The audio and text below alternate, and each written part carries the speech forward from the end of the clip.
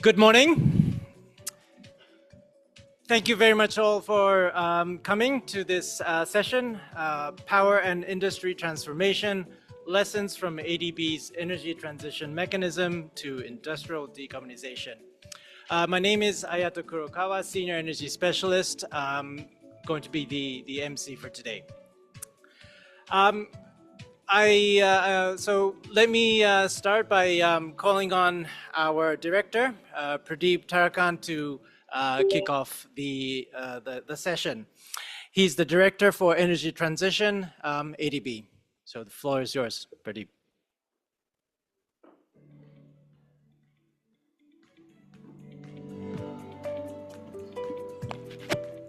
I'll get this right.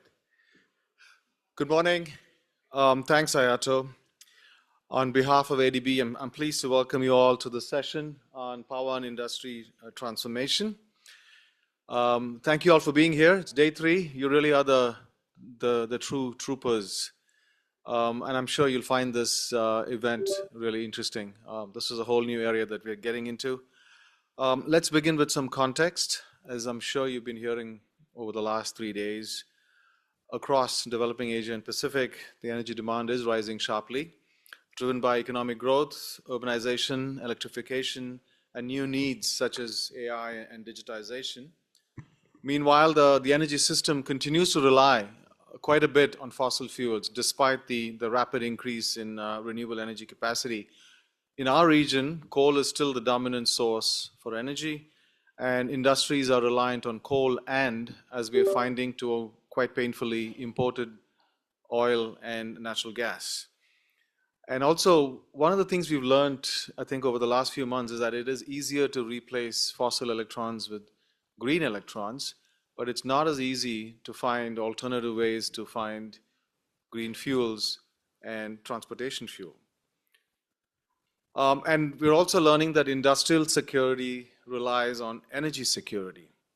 And the scarcity of oil and gas, as you're finding out, is reverberating through all sections of the economy, from commuting to work, to food prices, to sanitation.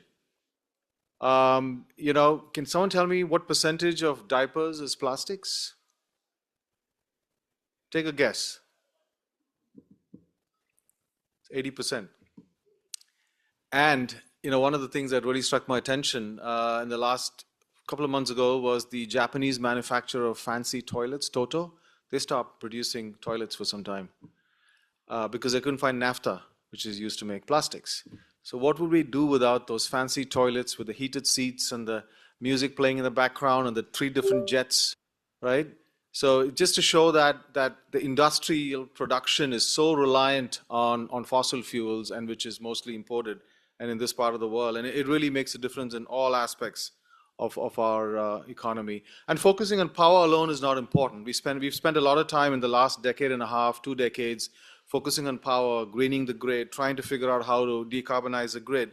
But we need an integrated approach that links supply to demand and links power with industry and aligns energy transition efforts with sustainable development. And that's what this whole session's about. So 5 years ago, we launched the Energy Transition Mechanism to accelerate the shift away from coal to clean. Now, since then, it's grown into a platform bringing together governments, investors, and partners to retire and repurpose fossil fuel power plants, scale up clean energy investments, and support key policy and institutional changes. Now, 5 years on, this is an opportunity for us to expand this remit and then look at other sectors of the economy as well. And that is heavy industry. Things like cement, steel, petrochemicals. These are major emitters, and these are deeply reliant on fossil fuels. And decarbonizing these sectors is complex. You need to think about rethinking entire processes, retrofitting what's called heavy assets and low obsolescence, or HALO as they call them. We need to think about deploying new technologies, re-engineering people's minds, who've been working with a certain chemical and a certain process for the last 3 or 4 decades, getting them to think differently, and creating new markets for low carbon materials. And there are long and hard investment roadblocks ahead. You've got low investment paybacks. There's missing money in many of these projects because you don't have a premium for green products. Weak policy. You've got high cost of capital and uncertain demand. We don't even have definitions for what is called green steel. So, and that's why ADB is stepping up support, working with countries to boost efficiency, electrify processes, and adopt low carbon technologies, along with the policies, the financing, the regional cooperation, and the partnerships needed to deliver these solutions. So while the transition ahead is challenging, it's also a tremendous opportunity for us not just to reinvent and reimagine our industrial sectors, but also to stimulate green jobs and to stimulate entire communities that would support some of these efforts. And dialogues like today's are vital to help us navigate that path and accelerate progress. Once again, a welcome to all of you. I see the room's filled up, so Ayato, let's move on to the more interesting part of the session. Thank you very much.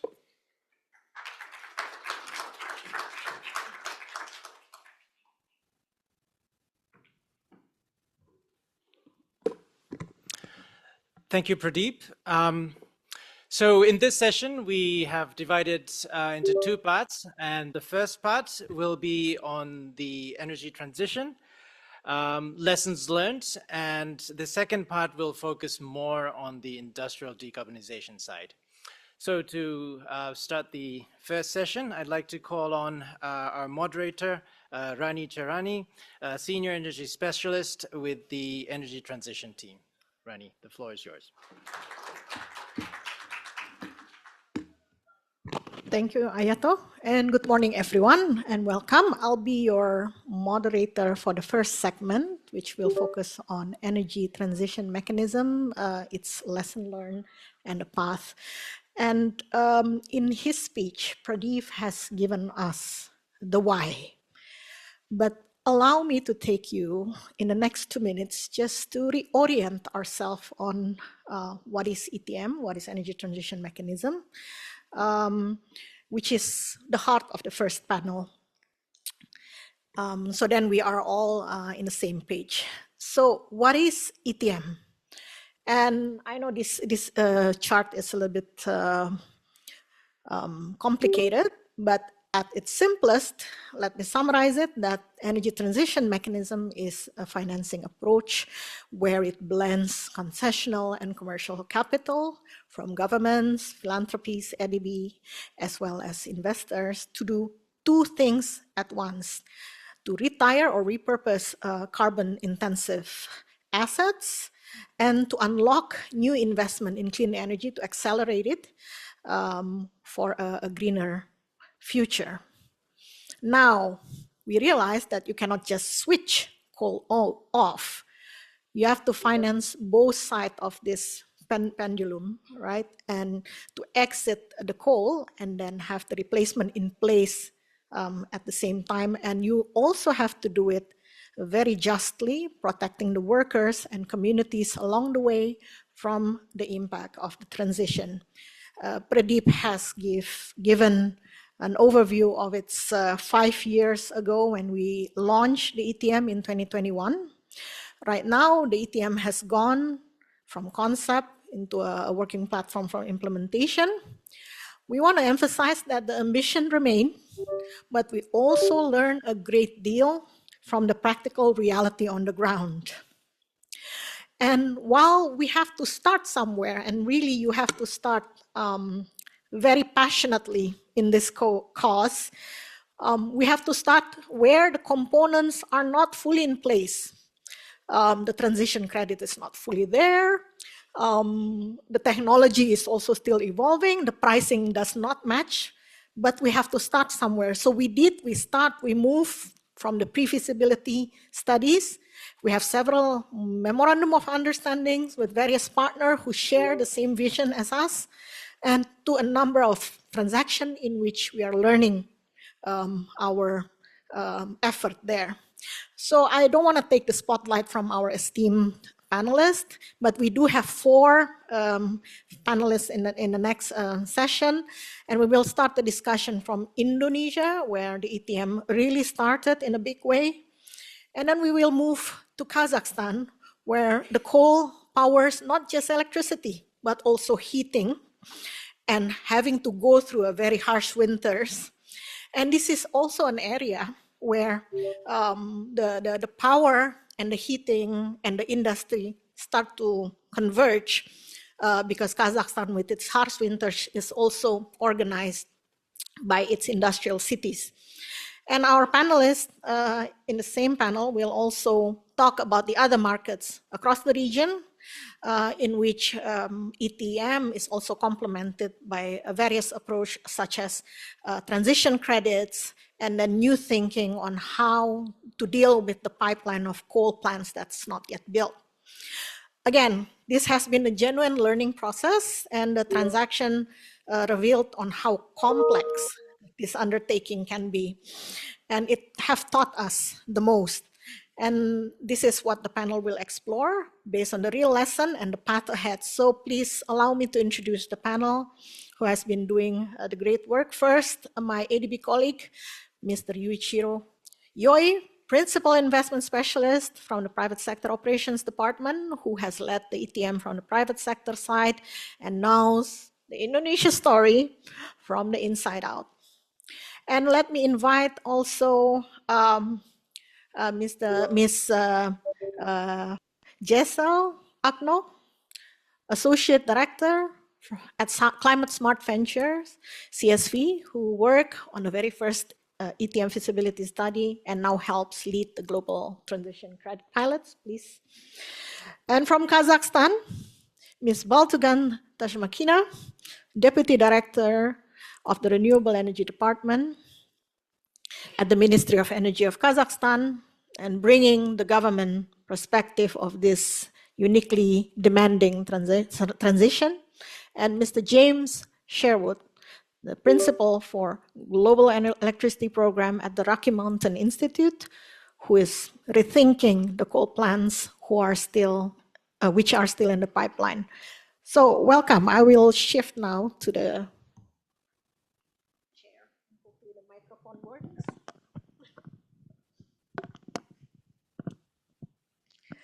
So yeah, so let's start.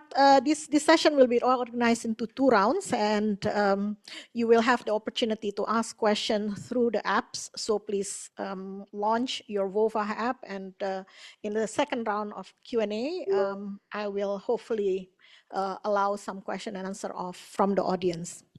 But let us start now with the panel, and I will start with Yuichiro.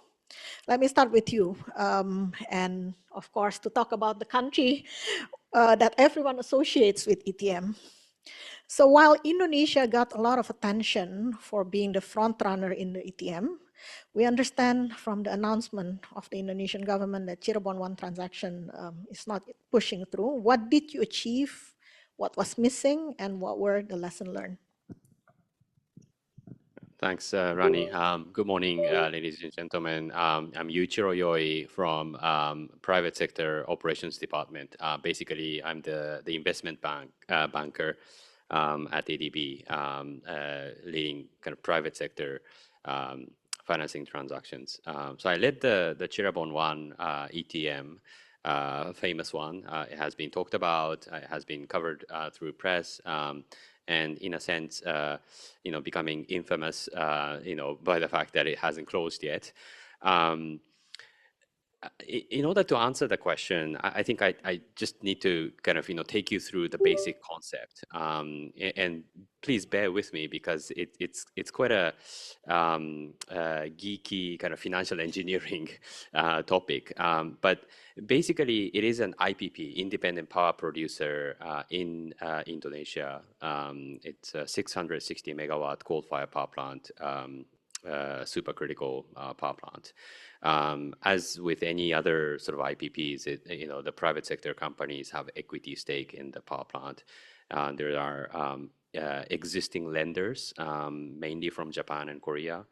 And what ETM transaction was all about for that particular power plant was that ADB and a set of commercial banks would provide refinancing and re-leveraging, basically to do 2 things. One is to entirely prepay the existing loans to reduce the interest cost of the debt. And then secondly, and this is where it's most important, is that it sort of funds the special distribution, one-time special distribution to the sponsors, such that even with a shorter PPA, meaning that shortened portion, they will lose the cash flow entirely from those years. But even with that, the sponsors will basically get the same cash flow in terms of net present value. Basically, it takes advantage of discounting of the future cash flow to present value and pay that out, such that the future cash flow NPV is neutral before and after the transaction. Now, for some of you, I might sound like I'm sort of speaking a language from outer space, but basically it's a financial engineering. So what we achieved, we basically perfected that. We perfected the financial engineering aspect of it. The second aspect was, of course, associated with this transaction. We had to make the sponsors commit to certain policies. For example, it doesn't make sense after doing that transaction, it doesn't make sense for the sponsors to invest in new coal-fired power plants. That's obvious, right? But it gets tricky when things like, can we buy into a different coal-fired power plant asset for the purpose of implementing another ETM transaction? Is that okay? Probably, but where do you draw the line? And there are other sort of tricky questions like, can we dismantle this power plant and sell the boiler to someone else, some other power plant, and use it elsewhere? That probably partly undermines the whole point of ETM. So there are those kind of tricky questions, but we also, on that aspect, we perfected it as well. So in terms of the commercial structuring of the deal, and then the kind of the framework to ensure that the purpose of the ETM is fulfilled, we were there, we got there. The only missing piece was really how should I say, the political drive to really follow through from the government side. Now, to be fair, it is a very tricky decision making, right? Of course, all of the leaders in any country would say decarbonization is top priority, but they can't really compromise on the energy security and energy affordability. And so it really, coal-fired power plant, 660 megawatt base load competitive priced power, to agree to early retire that precious base load capacity, it does take a lot of guts to follow through. So I not only Indonesia, I would think that many other countries would actually struggle a fair bit to make that kind of decision. So was there anything missing? I think that's the only thing that was not really missing, but it was difficult, I should say. Thank you. Thanks. Thank you, Yuichiro. Now I think since we learned from it, now we have the recipe, right, to apply this in the next transaction, hopefully. But let me move on to Jessel, who will bring the perspective of the different tool that will enhance the ETM into a viable transaction. So CSV has been long involved in coal retirement, as is one of the firms that first contributed to the first feasibility study of the ETM. One of the financing mechanism is for coal retirement has been transition credits, which CSV is involved in. Please let us know what is transition credit and what role can it play in coal retirement and how are they being applied? Okay. A transition credit is a carbon credit generated from the early retirement of a coal-fired power plant and its replacement with cleaner sources of electricity. Now, the concept recognizes that many coal-fired power plants today remain economically viable, and that means they will still continue operating for years or even decades without any mechanisms that can incentivize asset owners. So transition credits provide that incentives by monetizing the emission reductions from the early retirement of the CFPP. So the role of transition credits is they help bridge the financial gap between the revenue a coal plant would have earned if it continued operating versus the cost that it takes to early retire them. So in an actual transaction, transition credits support eligible coal-fired power plants, particularly those with power purchase agreements and remaining operating life.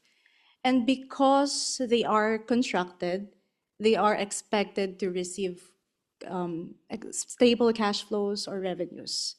And by early retiring them, it means they have to forgo these cash flows or revenues while still dealing with their existing debts, their commitments to equity investors, commitments to workers or communities, plus the decommissioning costs and just transition programs.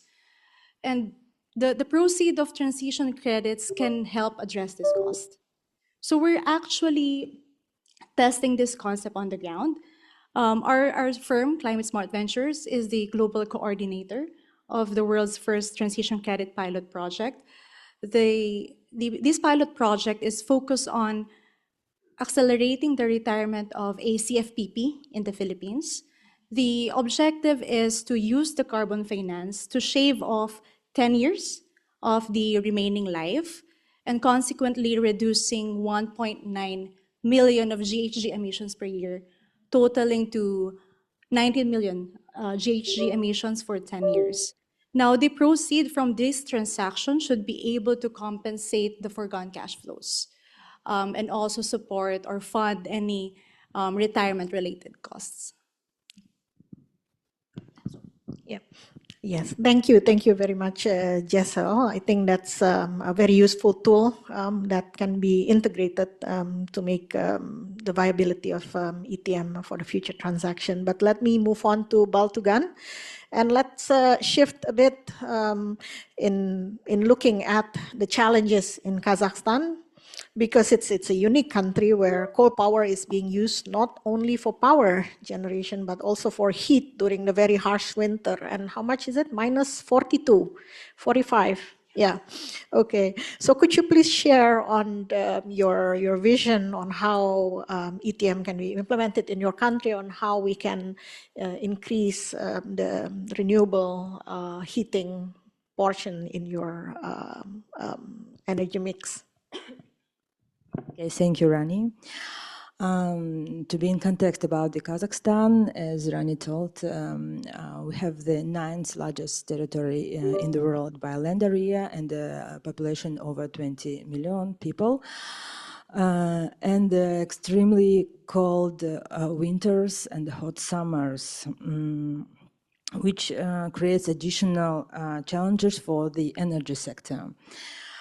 Because of these climatic and geographic conditions, it is not possible to Kazakhstan rapidly phase out the coal, to be honest. And therefore, we are pursuing a gradual and balanced energy transition approach, taking into account environmental goals, energy security, economic sustainability, and the reliability considerations. These same climatic conditions have also shaped Kazakhstan heating sector. To ensure stable heat supply during long and cold winters, centralized heating systems have been widely used in the middle and the largest cities since Soviet period. So in 2024, with pivotal technical support from ADB, Kazakhstan, as a part of Kazakhstan's broader energy transition efforts, the country adopted a new law on heat energy. This law is aimed at modernizing Kazakhstan heating sector through the clear regulation, stronger long-term planning, and the gradual introduction of clean and more energy efficiency solutions. It's also created a stronger institutional framework to the future development of this sector. One of the key elements of the law is introduction of heat supply development schemes or master plans. So these plans will define their future development of heating systems in the cities and region, including the different scenarios for reducing carbon emissions and integrating cleaner technologies. So the plan will also assess the economic and technical feasibility of green solutions, including financial mechanisms and the tariff roadmaps and the possible support measures. At the same time, as you know, under the energy transition mechanism between ADB and Ministry of Energy was signed the memorandum during the COP29 in Baku.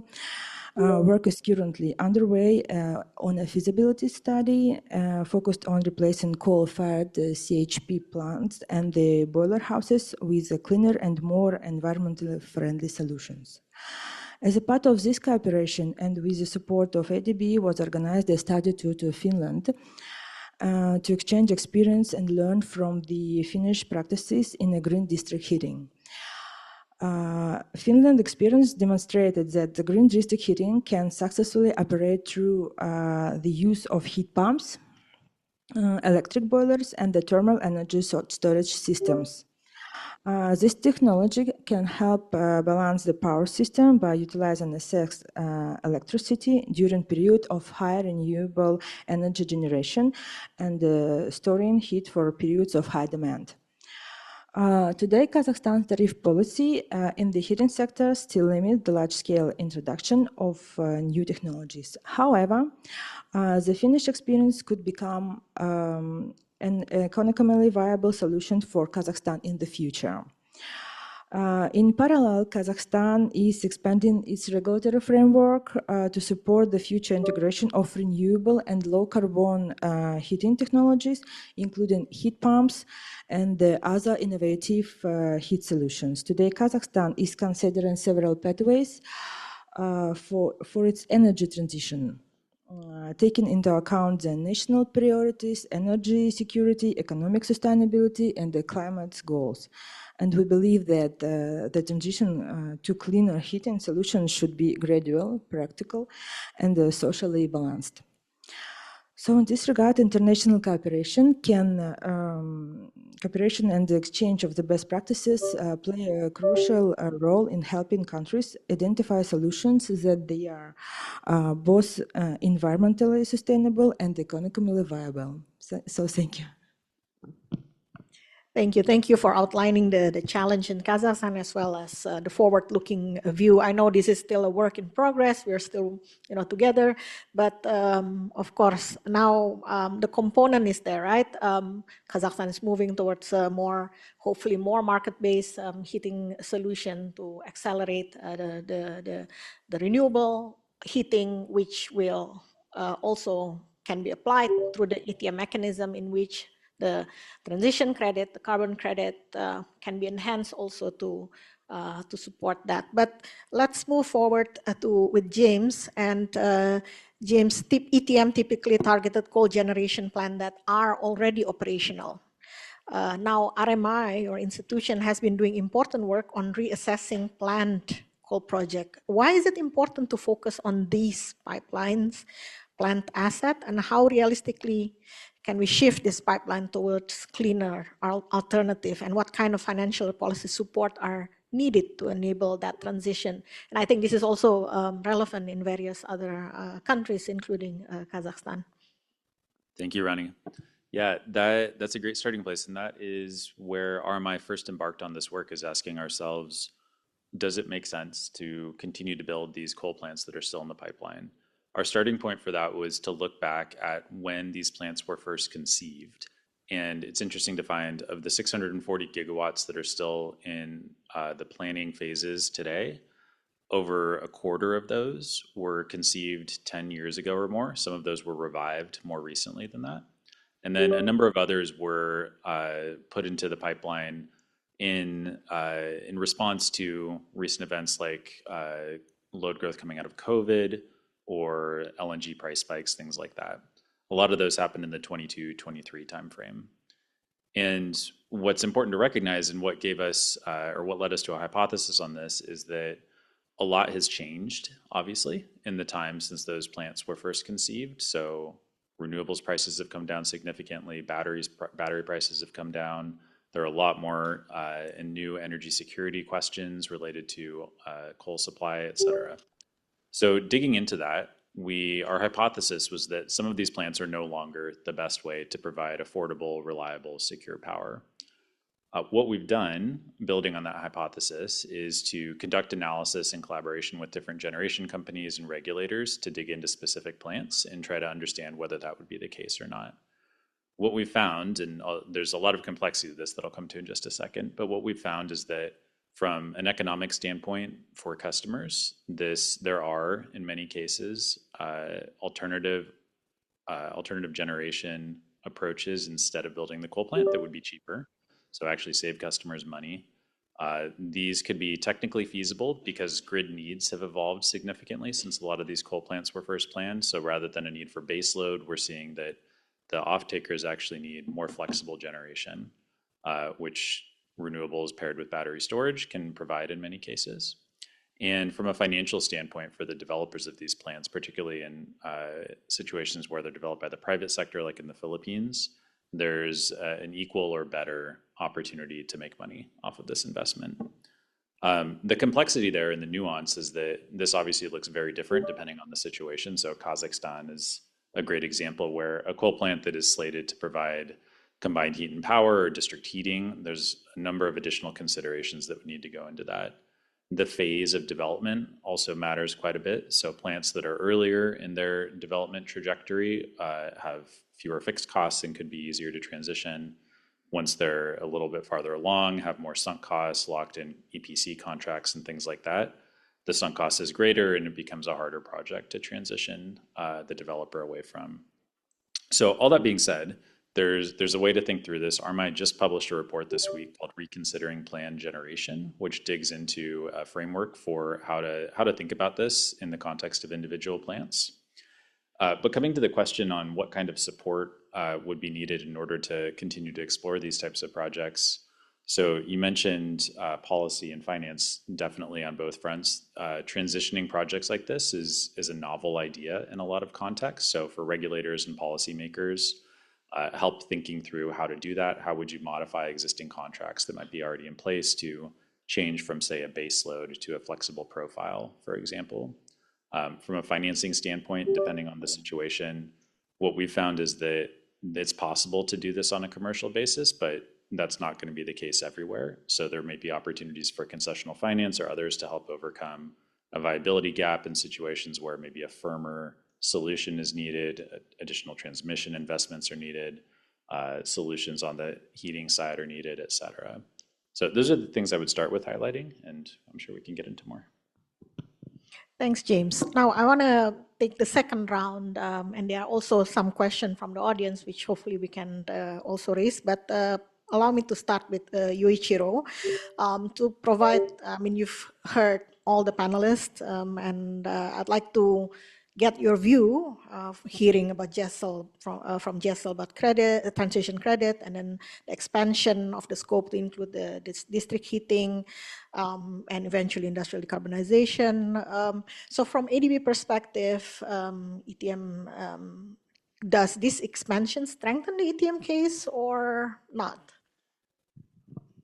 Yeah, thanks. Well, it does. Although, this has always been sort of almost a question lingering in my mind all throughout these years, is on actually the carbon credits and transition credits.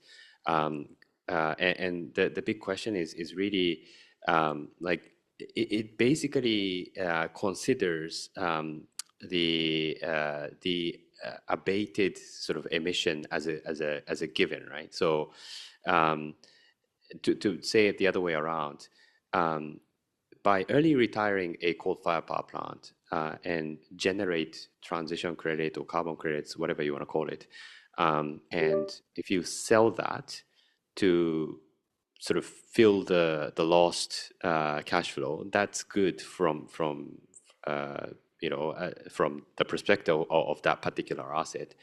But the other side of the equation is that there has to be someone who bought the credits, and if that someone is then now allowed to emit more CO2 by that amount, did that really reduce the overall emission as in totality? That's kind of the question that I've been asking myself and the experts. I'm not the experts. I'm just a banker.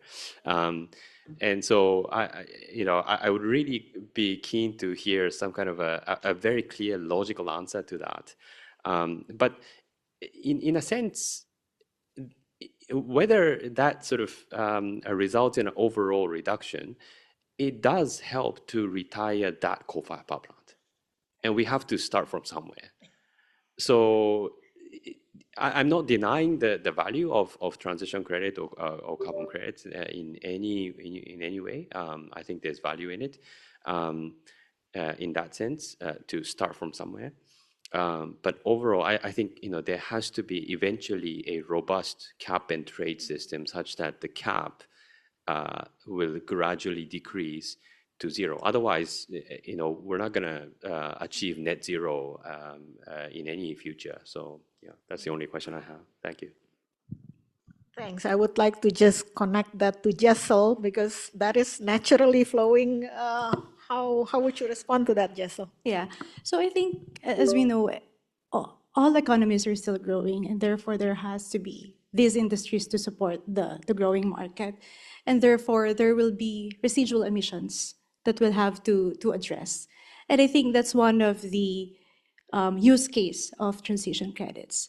And I just also would like to add on the concept about cap and trade. So for example, for the pilot project, the anchor buyers that we want to have are those who are participating in a cap and trade, or maybe companies that are taxable because of their emissions. So if these are the buyers of these credits, we are not necessarily allowing them to have more emissions, but we are giving them allowance for a specific period of time. Of course, we're not relying or depending on transition credits to solve all the problems, but it can also be a transitional mechanism to support the accelerated retirement of CFPs. Thanks, Jessel. Yeah, I think that's hopefully it answered your question, Yuichiro. And I want to move to Baltugan, and there has been a question from the audience, really wanting to understand on linking renewable generation for the district heating in Kazakhstan or other Central Asian countries. So in your view, how to evaluate the feasibility and applicability of integrating the thermal energy storage system rather than chemical battery. And this is something, very close to your heart and what we discussed also with Alimjan, your director, based on the learning really from the Finnish case. Okay, thank you. From my renewable view, I think it's a good idea to use the thermal energy, geothermal energy, and I know that we have opportunity to make it, and we see the Finnish experience examples, and probably it makes our tariff is more low when we combine the renewables, heat pumps, or different new technologies. By the way, we can Yes, we probably can use it. And we have this opportunity at the south of Kazakhstan. Thanks, Baltugan. Yeah.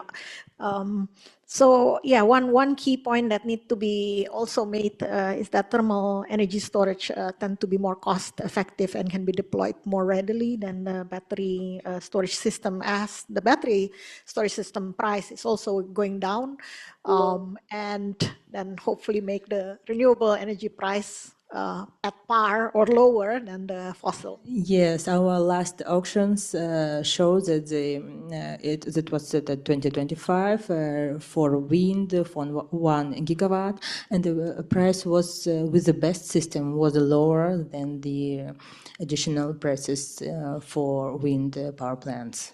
So it shows that the price go down. Yeah, indeed, and that it will translate also into tariff that goes to the general population, which is very important as a social good in Kazakhstan. But let me move to James. Really, having heard all the panelists and all the different components to make it happen, and the challenge. What are the common thread, and what is, do you think, the single most important enabler that the energy system will need, both power and heating, in your view? Well, I was going to give an answer that was the complete opposite of a single enabler. So, no. Well, I think what's interesting in hearing all the cases is that there's so much learning, and that's amazing because there are these solutions that are being tested, even where they're not working perfectly the first time. There's a lot that can be gleaned from that and applied to the next round of projects or the next round of interventions, which is exciting. It's also interesting to hear the different ways that there are challenges cropping up, whether it's the fundamental bankability of a solution and the commercial and economic viability of it, or upstream policies. It's really all over the map. So the single thing, I don't know, it feels like maybe continuing to try things out and share in forums like this where things are working, where they're not.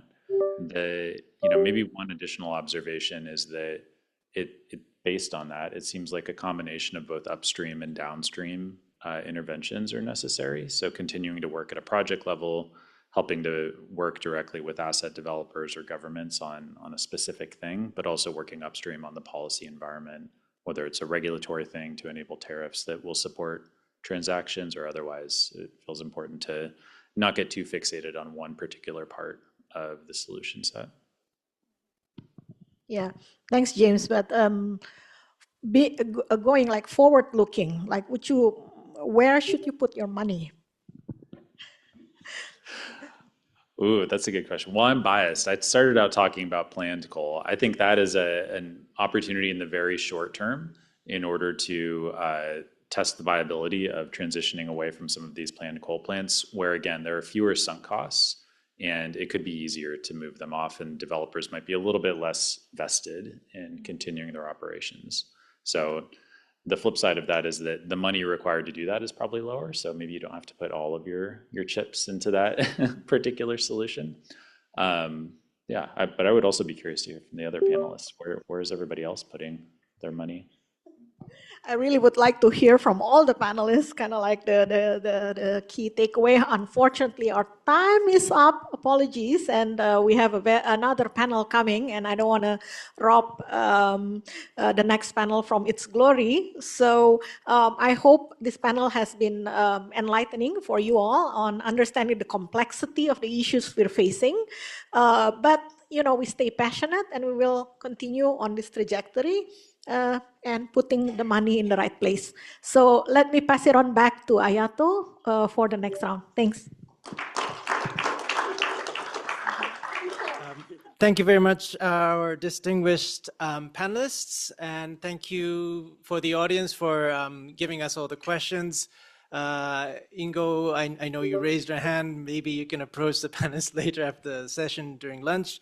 And thank you, Rani, for your excellent moderation.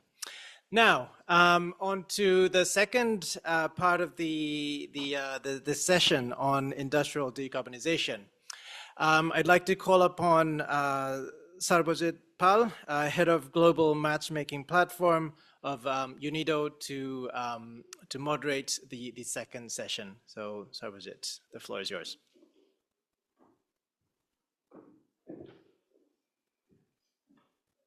Thanks, Ato, and thanks, Rani. It's not easy to keep such a fascinating panel on time. And so you've kind of set us up for really kind of challenging you to keep our panel also on time, because what stands between this panel and lunch is basically 45 minutes of thought-provoking discussions.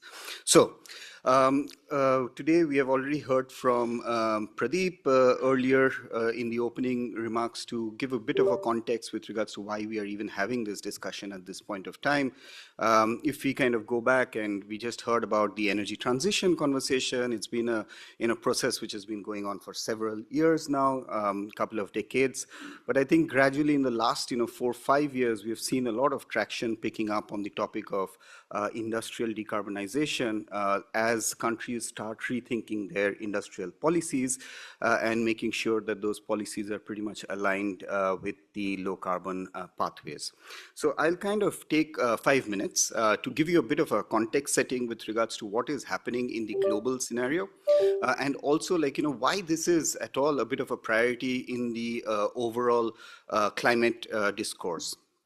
So to begin with, in terms of the scale of challenge, as I was just mentioning, the industrial sector, including its own consumption from the power side, is responsible for about 30% of overall emissions globally, which means that it's a sector which is responsible for about 1/3 of the total emissions, and it's been a sector where the growth in these emissions, largely driven by energy, has been the fastest.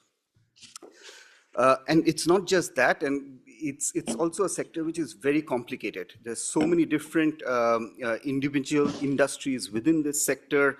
Just the high emissions industries alone, steel, cement, we have heard these several times in the discussions, whether it was in the context of the CCUS conversation earlier. They're responsible alone for about 70% of these total emissions. And these affect our lives. I mean, I think, huge number of jobs and the whole kind of supply chain conversation with regards to our economic growth, it's all kind of very interrelated. So it's extremely important. What we do realize is that when we see the regional landscape with regards to industrial activity in the last decade, particularly as Asia has also kind of picked up its pace of industrial development and growth, we see that the emissions bucket, while was largely kind of focused on Europe and North America, in the last decade and a half have also moved significantly to Asia. And we do see that this is the region where a large volume of the industrial growth will happen, whether it's China, India, or many of the other emerging developing countries in the region. So there is a need to kind of start refocusing our work in this space. And I think, therefore, this conversation is extremely timely to understand what we can really do in terms of our actions for reducing the overall emissions. In terms of barriers for this industrial decarbonization, there has been a lot of assessment done. And I think, today also in the first session during the carbon capture conversation, you heard from my colleague Peter during the presentation. Even within UNIDO, we have been doing a lot of assessment with regards to what these potential barriers are. And I think, as was mentioned with the ETM conversation, the long lifetimes of industrial assets, really, it's if we kind of lock in with the high lock-in periods, provide a big challenge, particularly in steel and cement sectors, where you're talking about asset lifetimes of 30 to 40 years. Then the general unknown that people always kind of, at least in the finance side, at least in the commercial borrowing side, they always kind of keep mentioning, we don't understand the technology, we don't understand the language that they are speaking. So I think, the financial risk is always kind of posed as a bit of a, challenge. And then of course, policy barriers. I mean, in the industrial sectors, it's not just, one, unlike in the energy side, it's not just one ministry which deals with this topic. I mean, there are like, 3, 4, 5 different ministries often which end up dealing with this topic. And so policy barriers become a bit of a challenge. And of course, international cooperation in this space has been limited, whether it's because of competition and increasing geopolitical tensions. But I mean, we now know these challenges, and we also know the solutions for these challenges. I think whether on the technology side, we cannot complain any further. We know the technologies, we know the solutions, we know what needs to be scaled up, whether it's on the energy efficiency side, whether it's on carbon capture, we have heard, and these are the two spectrums of the efforts that we can take on the technology side on industrial decarbonization, and everything in between, greater electrification, greater material efficiency, and so on and so forth. And so we really now need to kind of get our act together to start kind of acting to kind of address these issues. And so on the global landscape, when we see what is happening, we see that there are actually quite a lot of efforts that governments and private sector entities have started putting in to address the issue of industrial decarbonization, whether it's raising the topic to the political forum, which has happened over the years, whether it's in the G7, G20, COP discussions, or whether it's in specific clean energy or even in clean industry forums, which are gradually starting to take shape, or within each of these institutions, just like in ADB, we are also seeing like in UNIDO, World Bank, like everybody's starting to focus on this topic for enabling the action in this area. So countries came together last year during the conversations in Belém in COP20, COP30. To say that this is a bit of a priority, and they started kind of focusing this discussion under a call to action called the Belém Declaration on Green Industrialization. And we are seeing like the countries picking up pace in terms of committing to really addressing this topic as an industrial development priority, while making sure that the development happens in a low carbon fashion. And going forward, we do see that in COP31, Turkey has also kind of put this as a bit of a priority, as green industrialization is one of the key priority themes that the COP31 presidency will be addressing. And I think they've also started identifying what levers they would want to kind of identify first. Yesterday, the COP president designate also mentioned that they're putting forward a goal for 35% electrification ambition and target. And a major amount of it would be actually also for electrification of the industrial sectors. And when we look at kind of the actions that these different organizations and the different countries are taking through the global matchmaking platform, which I am leading up, the discussions that we have had with organizations and with the countries really bottom up, we see that now it's a phase where we have had, climate ambitions set in front of us. We are now moving from the NDC enhancement to implementation. We are starting that, countries are starting to ask questions with regards to how can we improve our monitoring, reporting, verification, and transparency systems. Countries are moving from sector-specific, decarbonization roadmaps and strategies to now wanting to identify what are the projects that we can really take up to implement.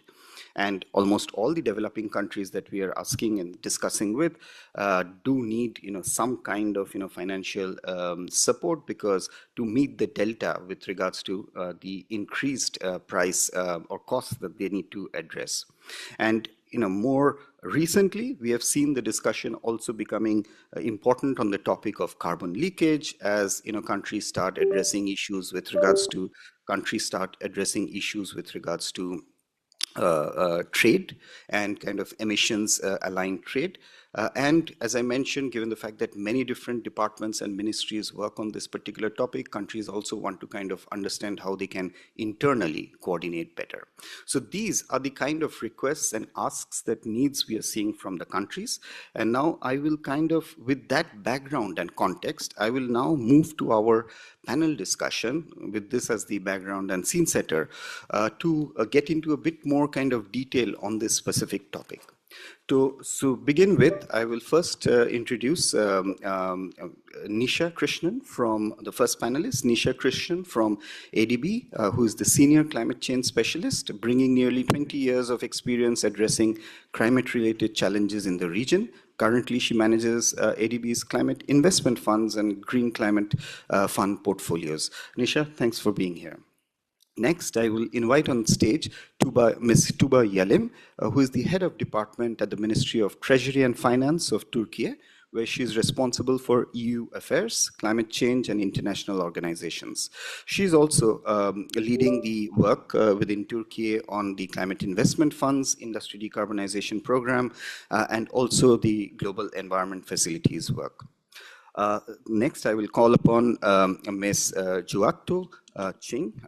She serves from Philippines. She serves as the sectoral champion for mining and minerals processing and the assistant chief of the energy division at the Department of Trade and Industry. She's also been engaged with ASEAN and also as a chemical engineer. I will also call on her with regards to the technical insights on this topic. And then last but not the least, Rafael. Who is Rafael Monroe, who is the senior manager at Tetra Tech, where he leads the development and implementation of initiatives focused on clean fuels, sustainable gas-based solutions, including hydrogen, biofuels. So you're basically the molecules guy, right? So we'll discuss sustainable fuels with you. And I'll now go back to the So thanks, colleagues, for being with us today. And I think it's a very timely and pertinent conversation. And we have heard Pradeep earlier speak about why we are suddenly having this increased focus, and I've highlighted some of the key pointers. But Nisha, maybe I start with you to get a refocus with regards to why this is becoming really important also from ADB's point of view. Are you getting similar insights that we are getting at the UN from countries that you're working with? Sure, thanks. And thanks very much for having me this morning. So I think you've actually laid it out really well in the slide deck in terms of the actual pressures that countries are facing to really think about energy use. Obviously, the energy crisis currently is also accelerating sort of thinking about this. But really, we have had I think, fundamental opportunity over the last couple of years and probably the last decade that's positioning us to really think about the balance between obviously growth as well as decarbonization, right? And so at ADB, I think we've really heard from countries that this is of interest, and particularly because of some of the commitments that have been made under NDCs, under the Paris Agreement. Even if there are some potential backtracking on those commitments, the economics and the finances also start to make sense a little bit better. So maybe, I think we've actually heard multiple times over the course of today, and I'm sure over the course of this week as well, about the challenges that exist and that we need to address. But there also seem to be quite a number of solutions that are upcoming, right? And the momentum is that you have actually a full forum this week actually discussing this at the heart. But yeah, so I think there's quite a bit of demand that's coming up through countries. Thanks, Nisha. And I think we have seen some countries really leading the way in terms of making these asks on this important topic. I think some countries have been pretty much kind of putting forward industrial policy, rethinking industrial policy, and how to kind of strategize along it. And so Tuba, to you maybe, I start with as a bit of a country perspective. I mean, Turkey has been pretty much kind of on the ball with regards to industry decarbonization. So any reflections from you? Why is this a bit of a priority for you, and how is Turkey addressing this? Thank you, Sarvajit, for this question. First of all, let me thank ADB and UNIDO for bringing together timely discussion on power and industry transformation. And I'm very pleased to join this panel with esteemed panelists as well. From our perspective, I will talk briefly about what Turkey is doing, but I mean, what we have seen during the discussions, from our perspective, the issue is not to choose between industrial growth and decarbonization, because both are essential.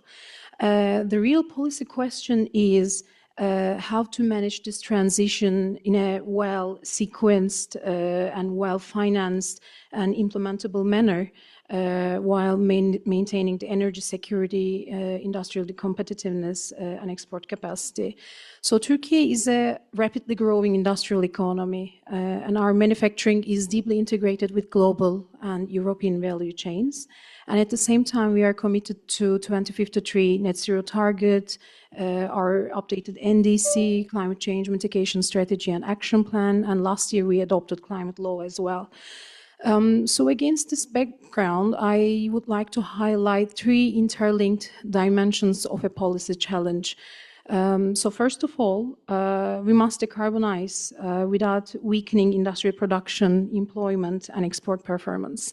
So this is particularly important for hard-to-abate sectors such as steel, cement, aluminium, and fertilizers, where emissions not only linked to energy use, but also to production processes and technology choices. And second, we must strengthen energy security while moving towards a more cleaner system, right?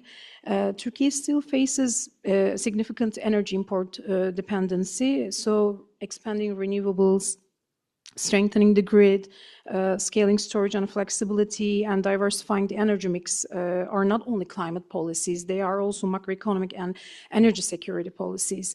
And reducing the import dependency and improving energy efficiency also means reducing external vulnerabilities and supporting fiscal and macroeconomic resilience.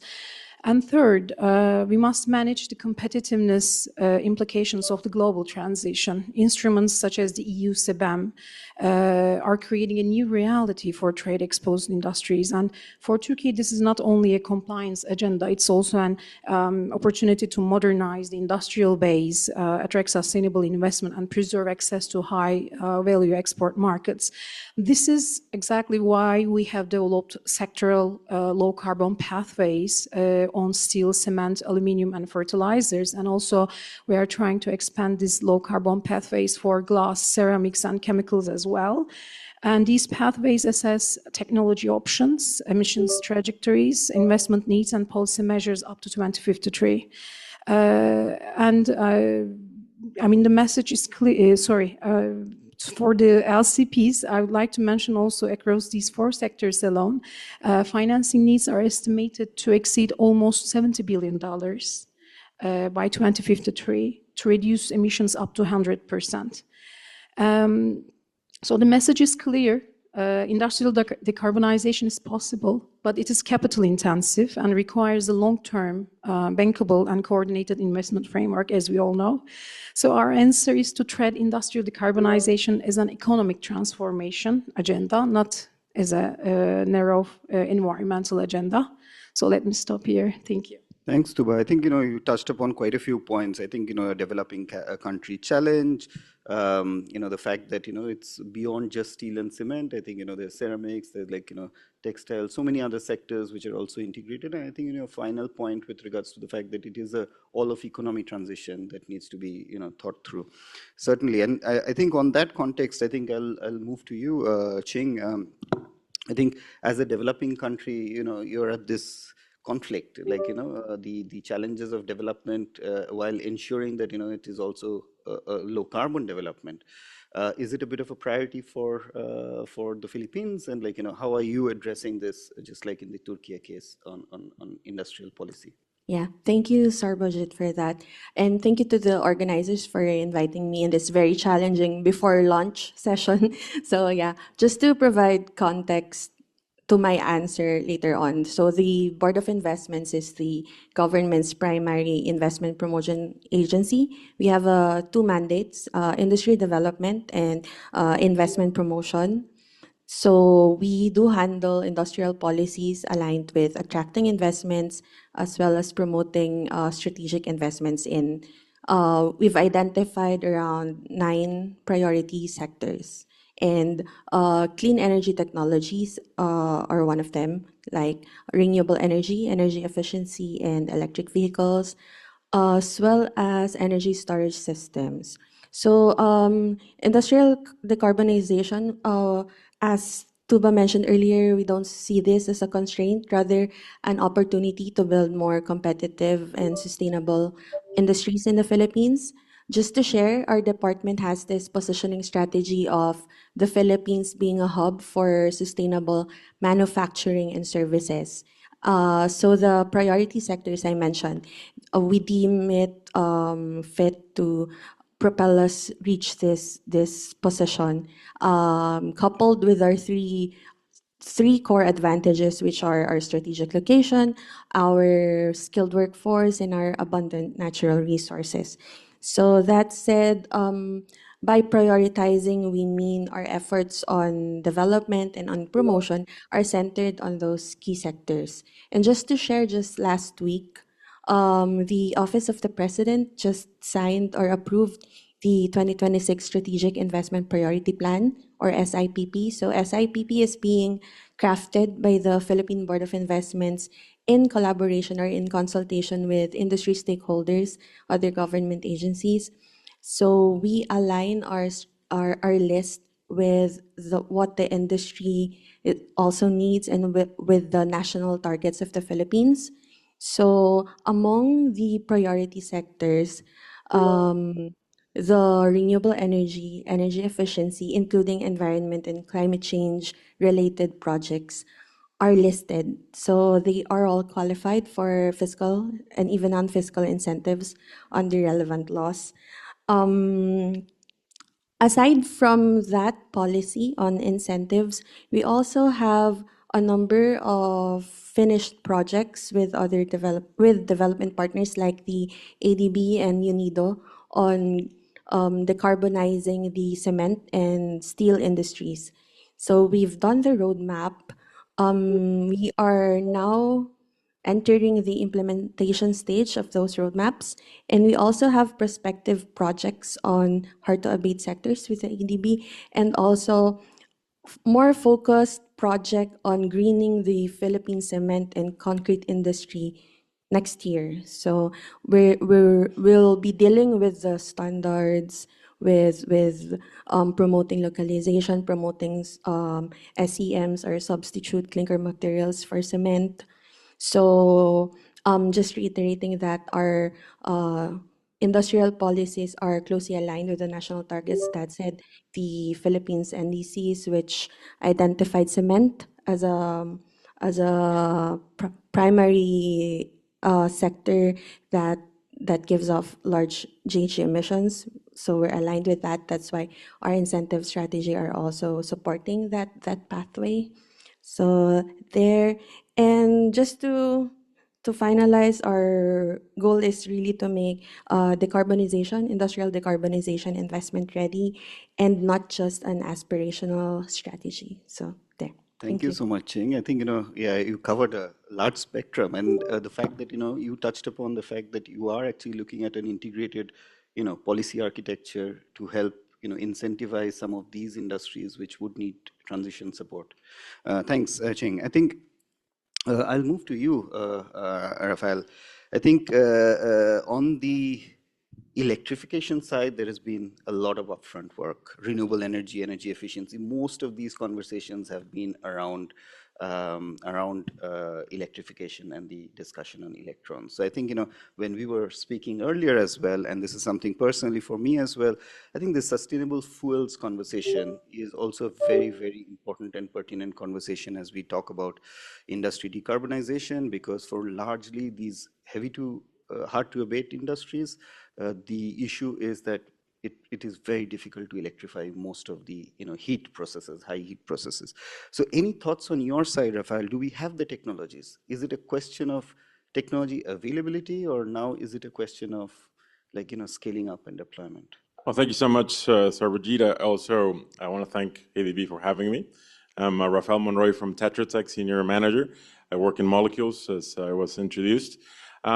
Definitely, there's a huge challenge with molecules and decarbonization. Starting with the context of Asia and talking about the topic that James mentioned, and it was mentioned also in your presentation, I think one example that we take of how we could decarbonize with technology that exists is the coal phase out. As you know, Asia has 90% of the recent coal investments, as it was mentioned before. We're talking about plants that still have 25 years of production. So in those cases, you cannot tell industrial, companies that are working on steel, they're working on cement, they're working on all this petrochemicals just to scrap their investments. I mean, there might be some, especially in the power sector, as James was mentioning, that maybe makes more sense to electrify and do. But I think we need to put it into perspectives. Number one, the short term, what kind of things can we do to be able to reduce and decarbonize, reduce emissions? I think, for example, waste heat recovery, talking about things like bottom cycle cogeneration, that those are technologies that have been proven that we've been using it for a long time. Logically, fuel switching with biomass and looking at ways to be able to also have more efficient combustion. All that can translate into having maybe 10 to 20% less fuel consumption, less coal in this case in particular. And then to your point, talking specifically about sustainable fuels, I think that the role of hydrogen, the role of biogas, the role of RDF, all those things can also play a role in all these industries to be able to reduce emissions. The key is to always think in a holistic approach. There's not only one solution, and in many cases, all those solutions also have to be thought out in the context of policy and also in the context of market dynamics. I think what we saw, and a little bit what people were mentioning earlier in the panels, the fluctuation of price of coal, especially after COVID, and then they went up to $400 per ton and then back to 125, shows that there's also not only the decarbonization angle, but also the energy security angle that we need to factor in when we're doing our investments and our calculations. So, thanks, Rafael. I think this is also very pertinent. Sometimes these very short-term, factors, including these shocks that we have had in the last 6 years, have the potential to completely derail the long-term, programs. And I think, our banker colleagues at the ADB would also kind of agree that sometimes, all these investments, all the hard work that you do up front, and then one policy change and things completely get derailed. So on that, I mean, the fact that, you are also committing large volumes of, finance on many of these projects and, thoughts, maybe Nisha, I'll go back to you now for this. You've been involved with this development of this SIF, industry decarbonization projects for some countries. You've had a bit of oversight with regards to the scale of the projects and ticket sizes that countries are asking for. Any immediate kind of reflections with regards to the climate finance which is available currently for countries to leverage and utilize for industry decarbonization? Sure, thanks very much. So as you've just mentioned, and I think Tuba can also go into this as well, is that the Climate Investment Funds, which is one of the major climate funds out there, is focusing on industrial decarbonization. And maybe just to backtrack, I think they obviously have a program on this, but Rafael, you just mentioned also coal use, and there's also another program called Accelerating Coal Transition, right, where you do have an option to address capital coal use in industries by looking at bringing on board on-grid renewable energies or energy efficiency type of investments that can also actually support the industrial decarbonization. So maybe just going back to this pretty large source of concessional finance, I would say that this is pretty critical for even MDBs to be able to play in this space. It does obviously buy down the cost of our capital. It also helps address, for example, what Tuba just mentioned, that you need, I think, 70 billion by 2053 to address those kind of fundamental sort of challenges and understanding what technologies you need, at what time, the sequencing of those investments, how do you actually also strengthen things like transmission and distribution to support industrial decarbonization. So I think there are multiple aspects for why concessional finance is so critical and external climate finance in particular is so critical to really address this. I would also address, I mean, you can also talk about the Global Environment Facility and the fact that they also have a focus upcoming on industrial decarbonization. But I don't think this completely addresses where the need is, right? And it's not just about sovereign investments, but it's also about non-sovereign. So how do you also support private sector participation in and investment in industrial decarbonization, where and they have, I think, less access often to concessional sources of finance than sovereigns do. And so I think part of the challenge is also addressing the barriers for them to sort of address this. So I'd say that, you know, the industrial decarbonization program actually gives us, at least in the CIF, gives us a lot of flexibility to really work with countries to understand the priorities, which sectors. It gives us a lot of flexibility to find sort of over time transactions that would really support that. It also really addresses some of the, I think, uncertainty issues that I think have come up in terms of building credible pathways, understanding the regulatory reforms needed, and it's patient capital, right? It's not sort of capital you have to pay back in the next 5 to 6 years. It is really long-term patient capital with the ability to reprogram if necessary, right? If there are changes in the market. And I think one of the things that is also helpful in this case is, I think, just having ability to access other experiences, right? So across countries, what are the lessons learned? How are you actually thinking about technologies? How do you really bring this to speed? So it's not just the finance part, it is really the knowledge, the understanding, the technologies available, and really taking this to scale. And then I would say the last thing is that particularly the CIF approaches this in a programmatic approach. So it's not one-off investments. It is really a program of investments that all of the MDBs that are active, so 6 MDBs, and obviously in our region, it's about 3 or 4, that includes CBRD, ADB, the World Bank, and the IFC, working together, right? So the scale of finance that's possible by having access to concessional climate finance is also, I think, a different angle that the CIF brings, whereas you can look at the JEF and GCF as different sort of sources of finance. Hopefully that's getting to your question. I mean, I would say that in ADB, it's not just looking at Turkey and Uzbekistan, who are really pioneers in our region around industrial decarbonization. But for example, the Accelerating Coal Transition Program, we're anchoring that work in Indonesia and the Philippines to really accelerate this. There's now upcoming work in India and in other parts of Southeast Asia, where we're really using, I think, access to CIF to really start this. Thanks, Nisha. And I think you certainly, like, you know, we need to take this programmatic approach. I think we have touched upon it quite a few times now. In the region, we are also seeing from UNIDO's side, like, you know, whether it's, you know, Thailand, whether it's Vietnam, whether it's even Cambodia, like, you know, they're quite invested in this, you know, theme and topic overall. And in addition to, I think, Uzbekistan and Turkey as part of this cycle of the CIF program, we also understand that Indonesia is upcoming, in addition to the other countries that we mentioned, who have a potential of leveraging this kind of concessional grants which are available for this transition. Coming back to you, Tuba, on the, you know, need for a bit of an integrated thinking. You already touched upon the fact that, you know, Turkey is already thinking about it. When I was there and had discussions, I think even the industry seems to be quite, you know, proactive, whether it's kind of the different chambers of commerce or, you know, the integrated view of it. And I understand that you have also recently put together this, or going to be shortly launching this, you know, country platform for mobilizing some investments called TDIP.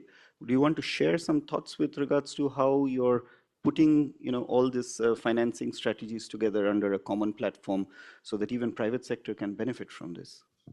Yeah, thank you for this very important question, Sarbajit. Before TDIP, I'd like to say that, I mean, during this journey, public finance institutions and development banks are really major partners in this agenda. And as you said, I mean, the scale of challenge requires more integrated and programmatic forms of support. And for hard-to-abate industry, we need programmatic platforms that combine policy dialogue, project preparation, concessional finance resources, risk mitigation, and private capital capital mobilization. And in Turkey, we are trying to build this type of architecture through, as you call, Turkey Industrial Decarbonization Investment Platform, which we call as TDIP. So TDIP was established through a joint declaration signed by Turkey, EBRD, IBRD, and IFC, and it is designed as a coordinated financing and project development platform for industrial decarbonization investments with a focus on steel, cement, aluminium, and fertilizers, and future expansion to glass, ceramics, and chemicals, as I've said before. So the ambition of TDIP is to mobilize more than 5 billion euros in project financing and over 100 million euros in concessional finance and technical assistance by 2030. And more importantly, it creates a structured interface between government priorities, MDB financing, private sector investment, and technical assistance. And this is critical because many industrial decarbonization projects are technically complex, commercially challenging, and exposed to technology, market, and regulatory risks. So, I mean, when it comes to development partners, development banks, I mean, they can support the countries like us in several ways. First, by helping to convert sectoral roadmaps into investment-ready pipelines. And second, by providing concessional finance where the economics are not yet commercially viable, especially for first-of-a-kind technologies. Third, by deploying guarantees, blended finance, and as Nisha said, I mean, crowding in private capital is the, biggest challenge and, affected element here. And fourth, by supporting enabling infrastructure, including grids, renewable power access, hydrogen readiness, storage, logistics, and potential carbon capturing infrastructure. And this is also where CIF, Industry Decarbonization Program, is very relevant. So it can help bring these elements together in a structured way, from project preparation and concessional finance to MDB coordination, private capital mobilization, and measurable emissions impact. And I don't know, maybe some of you have heard, but we are preparing an IP with the coordination of EBRD, ADB, IBRD, and IFC. And at the same time, development partners should be organized around a clear mapping of who does what and where the gaps are and how each intervention can complement CIF program and MDB financing. So the priority is not to create parallel work streams, but to build a coordinated country-led support package and around Turkey's priority sectors and investment pipelines. And during your presentation, as you indicated, I mean, Turkey is going to host COP31 this year in Antalya, and so green industrialization is one of our flagship themes in our agenda. And we would like COP31 to be a platform where industrial decarbonization is discussed not only as an ambition, but as implementation, credible pipelines, financing structures, technology partnerships, and bankable projects. So to conclude, the key message from Turkey's perspective is simple. Industry decarbonization in emerging economies, will not happen through financing alone or regulation alone. It requires a coordinated ecosystem, and public finance and MDBs are really valuable in here when they ensure reducing the uncertainty, improve project quality, mobilize private capital, and help countries turn long-term climate commitments into real industrial investments. So thank you. Thanks, Tuba. I think you touched upon quite a few of the questions that were also kind of raised during the discussions earlier. And I think we've now touched upon the discussion about what countries are doing within, within their geographies as they rethink their industrial policies. And Ching, in your previous intervention, you mentioned about Philippines' own kind of, rethink on the industrial strategy to make sure that, it's climate aligned. But in the current geopolitics and the current global dynamics that we are seeing, we are working in a very integrated market, and Philippines, particularly in the ASEAN, is a very kind of leading voice. This year you also hosting the presidency of the ASEAN. Do you see there is a bit of risk of potential fragmentation of industrial decarbonization policies across the Southeast Asian region, or do you see that there is a bit of harmonization of efforts on this theme? Like are the countries in the region also kind of walking on the same steps? Yeah, thank you for that, Sarbajit. But before that, I'm going to circle back on the earlier question. I missed to share about the Competitiveness Enhancement Measures Fund of the government. It's an earmarked fund sourced from the safeguard duties collected. Well, for one is cement. So they use this fund to have projects that will generally increase the competitiveness of the sector. But some of the projects include waste heat recovery systems. So they use this fund to introduce decarbonization projects, among others. So just to share a bit about that. So on your question on risk, I think we're doing it small steps right now, but it's important to not work in silos anymore. It's important to have this regionally coordinated and inclusive approach in industrial decarbonization so that we don't have fragmented policies, uneven competitiveness in the region. So I guess it's important to have this one ASEAN, if I may say, industrial decarbonization approach or strategy. Because, like, for example, I just came from a meeting last week in Jakarta. We're discussing or formulating an ASEAN critical mineral strategy. It's one of the priority economic deliverable of the Philippines' chairship this year. So a similar approach can be explored for ASEAN industrial decarbonization, especially because some of our supply chains, cement, steel, fertilizer, ceramics, glass, it's kind of connected at the regional level. So it's important to have a regional approach in decarbonization, just to ensure that we're on the same track. We're working towards one goal. Yeah. Thanks, Ching. I think we are also seeing that in our own work at UNIDO, even in, say, for instance, in Latin America. I mean, they seem to be quite interested on working on solutions on the cement sector, whether it's like co-processing, and you brought up waste heat recovery. I think Rafael also you touched upon waste heat recovery before. So there seems to be a bit of synergistic thinking across the world on the need to kind of be coordinated on this, even with the global headwinds that we are seeing overall. Rafael, if I may, get back to you on the last kind of intervention before, because we are almost on time, but we have a few questions also we have received from the audience. We'll try to kind of address a couple of them. So you have worked in different geographies. You have worked in North America, you've worked in India, you've worked in Europe. How do you see the technology transfer adaptation across geographies? I mean, is this something that we can collaborate a little more on? What is your view with regards to technology availability and access around the world?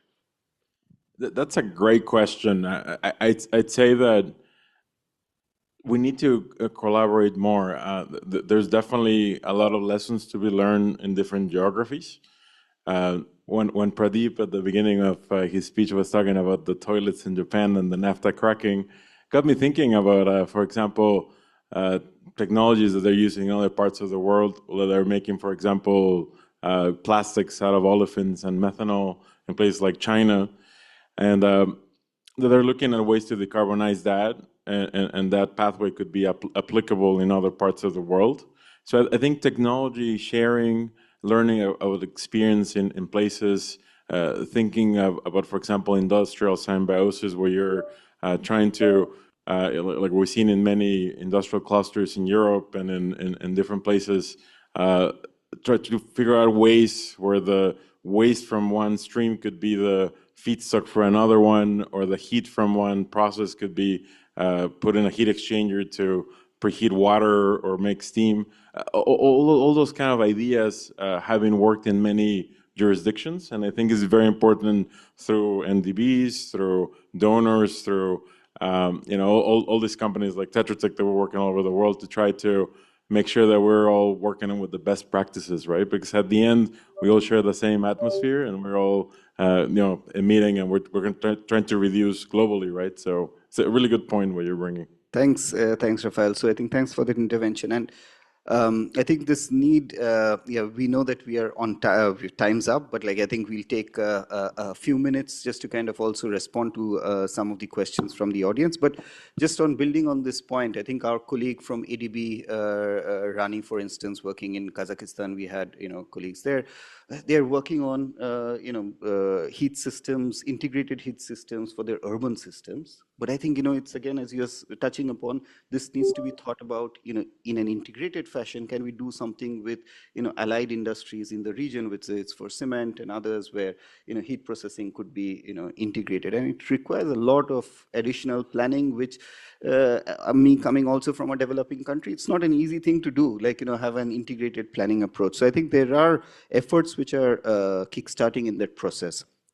And I think a lot more needs to also be done in that regard.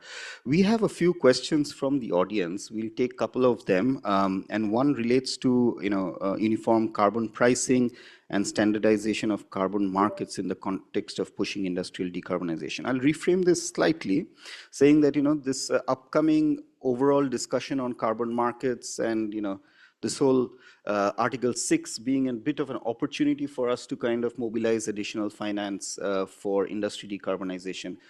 What are your thoughts on this? Maybe Nisha, as a climate finance person, do you see this as an opportunity, very hard nut to crack, or something which absolutely needs to be done? So I think we're seeing a lot of demand from our client countries to really discuss what carbon markets look like from a domestic perspective, but also from sort of a regional perspective, right? And maybe this goes to the point that you were just making around harmonization of frameworks across, so that you can actually have some certainty in the markets if you were to generate credits and such. So I think this is actually quite an important sort of topic to address in short order as much as we can, because it does open up, I think, the financing challenge a little bit, or a lot, could address the financing challenge quite a bit.